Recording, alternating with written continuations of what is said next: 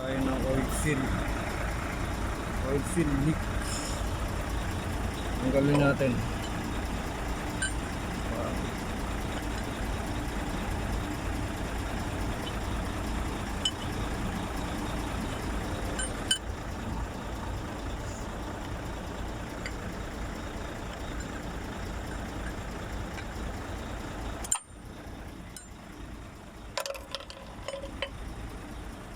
Tayo ng nag-leak yung ano eh.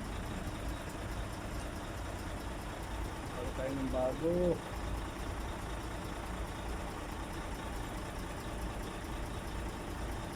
So ipapalit natin. Ipapalit na rin tayo na ito sa flywheel.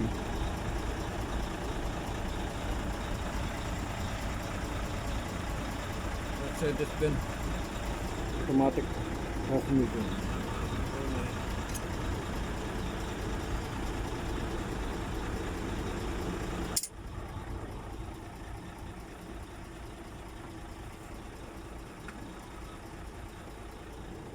Palitin din natin to.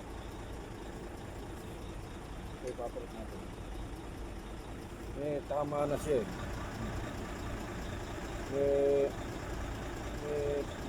tama na kaya posibleng mag-leak ito bago.